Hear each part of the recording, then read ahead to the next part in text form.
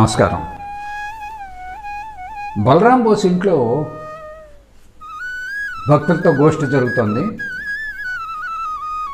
నరేంద్రుడు వాదిస్తున్నాడు. ఆ చర్చ కొనసాగుతోంది. నరేంద్రుడు ఇలా అంటున్నాడు, మహానిర్వాణ తంత్రంలో బ్రహ్మజ్ఞానం పొందనివాడు నరకానికి పోతాడని ఉంది. మళ్ళీ అందులోనే పార్వతీదేవిని పూజించడం తప్ప అన్యమైన మార్గం ఏమీ లేదని చెప్పి ఉంది. అలాగే మనుధర్మశాస్త్రంలో మనువు తన గురించే రాశాడు. అలాగే సాంఖ్యశాస్త్రంలో ఈశ్వర సిద్ధే అంటే భగవంతుడు ఉన్నాడు అన్నదానికి రుజువు లేదు. మళ్ళీ సాంఖ్యమే వేదాలను అంగీకరించాలి, అవి నిత్యమైనవి అని చెప్తోంది. ఇందులో దేన్ని అవగాహన చేసుకోవాలి? ఇవన్నీ అసత్యాలని చెప్పి నేను అంటలేదు, కాకపోతే ఇవి నాకు అర్థమయ్యేట్లు చెప్పండి. ఒక తెల్లటి కాంతి ఒక ఎర్రటి స్ఫటికం గుండా వచ్చినప్పుడు ఎర్ర రంగుగా ఉంటుంది. అలాగే పచ్చటి స్ఫటికం గుండా వచ్చినప్పుడు పచ్చ రంగుగా ఉంటుంది. జనులు శాస్త్రాలని వివిధ రీతుల్లో వారికి తోచినట్టు వివరించారు. ఇందులో దేన్ని స్వీకరించాలి అది నాకు అర్థమయ్యేటట్టు చెప్పండి అన్నాడు. అప్పుడు ఒక భక్తుడు అన్నాడు, భగవంతుడే స్వయంగా గీతోపదేశం చేశాడు అని చెప్పాడు.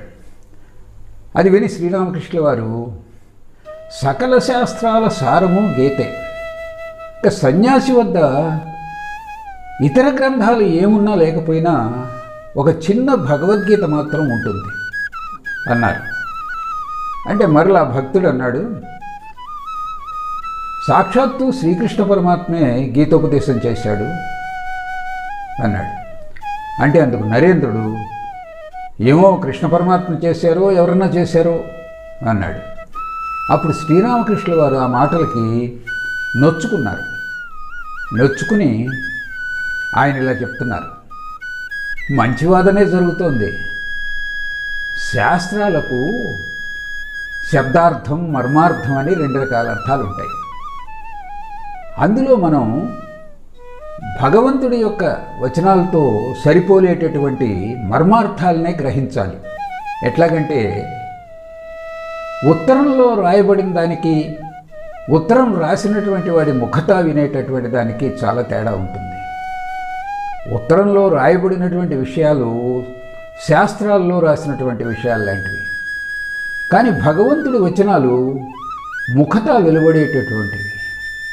అమ్మ ముఖతా వెలువడిన వచనాలను నేను విశ్వసించను అన్నారు శ్రీరామకృష్ణుడు. ఆ తరువాత సంభాషణ ప్రస్తుతం భగవద్ అవతారాల గురించి జరుగుతోంది. నరేంద్రుడు అన్నాడు, భగవంతుడిపై విశ్వాసం ఉంటే చాలు. ఆయన ఏం చేస్తున్నాడో ఎక్కడ వేలాడుతున్నాడో నాకు అనవసరం. బ్రహ్మాండం అనంతం, అవతారాలు అనంతమే అన్నాడు. బ్రహ్మాండం అనంతం, అవతారాలు అనంతమే అన్నటువంటి పలుకులు విని శ్రీరామకృష్ణుల వారు ఆహా అంటూ సమాధి స్థితికి వెళ్ళిపోయారు. మా భవనాథ్తో ఏదో మాట్లాడుతున్నాడు. భవనాథ్ మా మాట్లాడిన విషయాన్ని గురించి చెప్తూ, నేను ఏనుగును చూచింది లేదు, మరి అది సూది బెజ్జం గుండా వెళ్ళిందో లేదో నాకు ఎలా తెలుస్తుంది? భగవంతుడి గురించి నాకేమీ తెలియదు. మరి ఆయన మానవ రూపంలో అవతరిస్తాడు అనేది తర్కం ద్వారా ఎలా తెలుసుకోవటం అని మాస్టర్ మహాశయులు అంటున్నారండి అన్నాడు భవనాథ్. అప్పుడు శ్రీరామకృష్ణుల వారు, భగవంతుడికి అంతా సాధ్యమే. భగవంతుడు గారడీ చేస్తాడు. గారడీ వాడిని చూడలేదా? కత్తిని మింగుతాడు, మళ్ళీ ఆ కత్తినే వెలుపలికి తీస్తాడు. అలాగే గారడీ వాడు రాళ్ళు రప్పలు కూడా మింగుతాడు అని చెప్పారు. ఓ భక్తుడు అన్నాడు, గృహస్థులు సంసార బాధ్యతలు నిర్వర్తించవలసిందే, వాటిని పరిత్యజించరాదు అని చెప్పి బ్రహ్మ సమాజస్తులు బోధిస్తున్నారండి అన్నాడు. అప్పుడు గిరీష్ అన్నాడు, అవునండి, సులభ సమాచార పత్రికలు అలా రాసి ఉండటం నేను చూశాను. భగవంతుణ్ణి తెలుసుకోవటానికి చేయవలసినటువంటి కర్మలనే చేయలేకపోతున్నాం, ఇంకా సంసార కార్యక్రమాలు ఏం నిర్వర్తిస్తాము అన్నాడు. ఈ పలుకులు విని శ్రీరామకృష్ణ వారు చాలా ఆనందించి, అతడు సరిగా చెప్పాడు అంటూ మాకి సైగతో తెలియచేశారు. ఇంతలో పూర్ణుడు అక్కడికి వచ్చాడు. అప్పుడు శ్రీరామకృష్ణ వారు, ఆహా, నువ్వు వచ్చావా, మేమిక్కడ ఉన్నట్లు నీకెవరు చెప్పారు అన్నారు. శారదా ప్రసన్న చెప్పాడండి అన్నాడు పూర్ణుడు. అప్పుడు శ్రీరామకృష్ణ వారు అక్కడ ఉన్నటువంటి భక్తురాండ్రతో, ఇతడికి తినటానికి ఏమైనా పెట్టండి అన్నారు. ఆ తరువాత నరేంద్రుడు పాడటానికి సిద్ధమవుతున్నాడు, వాయిద్యాలు సరిచేసుకుంటున్నాడు. అతడు కొంతమంది భక్తుల కోరిక మేరకు కొన్ని పాటలు పాడాడు.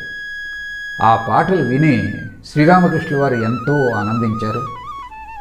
ఆ తర్వాత నారాయణ కోరిక మీద నరేంద్రుడు ఈ పాట పాడుతున్నాడు.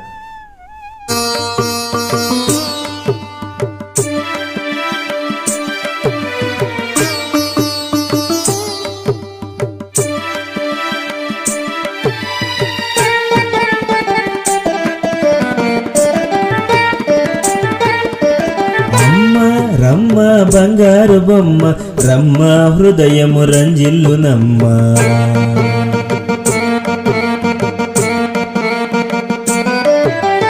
అమ్మ రమ్మ బంగారు బొమ్మ రమ్మ హృదయము రంజిల్లునమ్మ. నా హృదయంలో నిలువగదమ్మా, నీ ముఖ వీక్షణ చేయుదునమ్మా. అమ్మ రమ్మ బంగారు బొమ్మ రమ్మ హృదయము రంజిల్లునమ్మ.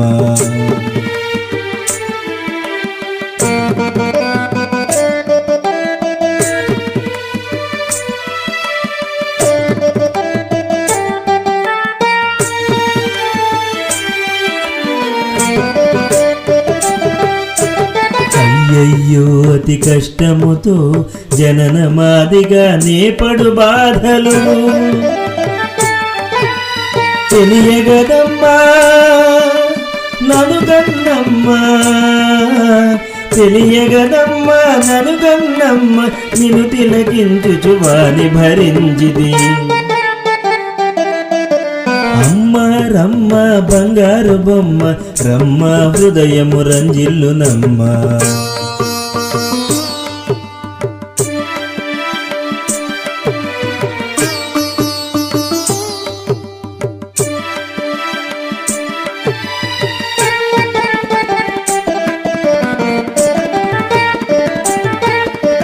తెరువగదమ్మా నీ హృది పద్మం, తెలుపుము నీ నిజతత్వమందునా. నా ప్రియ జననీ భాగ్యదాయిని, నా ప్రియ జననీ భాగ్యదాయిని, మనోరంజని ముక్తి ప్రదాయిని. అమ్మ రమ్మ బంగారు బొమ్మ రమ్మ హృదయము రంజిల్లునమ్మ. నా హృదయంలో నిలువగదమ్మా, నీ ముఖ వీక్షణ చేయుదునమ్మా. అమ్మ రమ్మ బంగారు బొమ్మ రమ్మ హృదయము రంజిల్లునమ్మ. అమ్మ రమ్మ బంగారు బొమ్మ రమ్మ హృదయము రంజిల్లునమ్మ.